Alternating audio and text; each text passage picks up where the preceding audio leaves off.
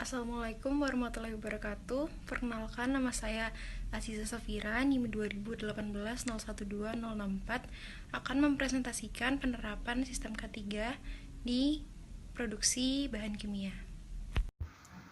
Ya, dimulai penerapan sistem manajemen K3 pada perusahaan produksi bahan kimia. Yang pertama ada pemenuhan perundangan K3. Industri petrokimia dengan bahan baku kimia yang diproses dengan suhu dan tekanan tinggi, serta mesin-mesin yang berteknologi tinggi dengan metode yang modern, tentunya memiliki potensi bahaya yang dapat mengakibatkan kerugian terhadap orang, harta benda perusahaan, dan juga lingkungan. Dengan melihat potensi bahaya yang besar tersebut, peranan keselamatan kerja sangat diperlukan untuk mencegah dan mengurangi angka kecelakaan kerja ataupun kejadian hampir celaka yang sering mempunyai intensitas yang lebih tinggi.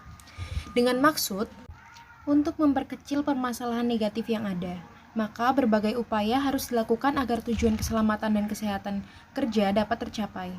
Tujuan keselamatan dan kesehatan kerja tersebut menurut Undang-Undang Keselamatan Kerja Nomor 1 Tahun 1970 adalah: yang pertama, untuk melindungi tenaga kerja atas hak keselamatannya dalam melakukan pekerjaan untuk kesejahteraan hidup dan meningkatkan produksi serta produktivitas nasional. Yang kedua, menjamin keselamatan setiap orang lain yang berada di dalam tempat kerja. Yang ketiga, sumber produksi dipelihara dan dipergunakan secara aman dan efisien. Berikutnya ada penyelesaian masalah K3. Rancangan penelitian penyelesaian masalah yang digunakan terdiri dari dua metode penelitian, yaitu pertama, metode penelitian deskriptif analitis. Penelitian ini menggunakan metode deskriptif analitis dengan menggambarkan seluruh pelaksanaan program keselamatan dan kesehatan kerja yang dilaksanakan di lokasi penelitian. Berikutnya ada metode penelitian semi kuantitatif. Penelitian ini dengan pembobotan atau pemberian nilai terhadap skala kualitatif.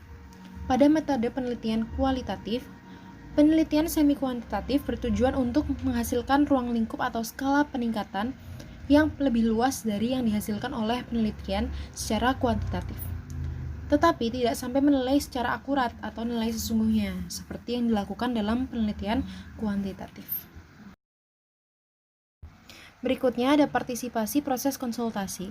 Yang pertama, partisipasi dan konsultasi K3 dapat dilakukan oleh tenaga kerja di bawah kendali perusahaan maupun pihak luar dari perusahaan, yaitu seperti kontraktor, pemasok, pengunjung, tamu, maupun penduduk sekitar. Lalu partisipasi K3 bersifat kepada usulan untuk meningkatkan kinerja K3 di tempat kerja. Berikutnya, konsultasi K3 bersifat pengaduan atau keluh kesah terhadap penerapan K3, baik menyangkut dirinya sendiri maupun orang lain di tempat kerja, sehingga dirasa dapat menimbulkan bahaya lebih besar atau hal lainnya yang relevan. Berikutnya, semua pihak yang ingin mengikuti partisipasi dan konsultasi K3 dapat mengisi formulir partisipasi konsultasi K3 yang tersedia di sebelah kotak saran di pos jaga keamanan pusat dan memasukkannya ke dalam kotak saran. Yang terakhir yaitu apabila partisipasi pada konsultasi K3 yang dimaksudkan menyangkut hal-hal yang mendesak dan perlu mendapat tindakan atau perhatian segera yang tidak termasuk dalam hal keadaan tanggap darurat, misal terjadi kebakaran, peledakan, dan lain sebagainya, maka yang bersangkutan bisa segera langsung mendatangi sekretaris P2K3. Yang terakhir yaitu kontribusi penerapan sistem manajemen K3. Sistem manajemen keselamatan dan kesehatan kerja adalah salah satu bentuk upaya untuk menciptakan tempat kerja yang aman, sehat, bebas dari pencemaran lingkungan. Pelaksanaan K3 tersebut diharapkan dapat mengurangi dan atau bebas dari kecelakaan kerja dan penyakit akibat kerja yang pada akhirnya dapat meningkatkan efisiensi dan produktivitas kerja. Kontribusi mengenai inspeksi keselamatan kerja dilakukan melalui observasi langsung ke lapangan, wawancara kepada karyawan, serta studi kepustakaan. Perusahaan telah berhasil menerapkan sistem manajemen keselamatan dan kesehatan kerja sesuai dengan peraturan Permenaker yang dilihat dari program-program penerapan SMK 3. Adapun potensi yang sering terjadi terdapat pada kategori klasifikasi jenis fisika dengan presentasi sebesar 90,32%, sedangkan klasifikasi jenis biologi terjadi dengan presentasi 9,68%.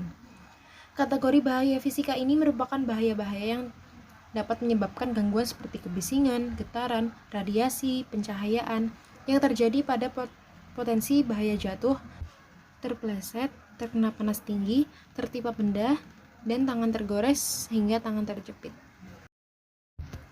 Itu tadi presentasi dari saya. Terima kasih sudah menyaksikan dan mohon maaf jika ada kesalahan. Dan terima kasih. Salam dan bahagia. Wassalamualaikum warahmatullahi wabarakatuh.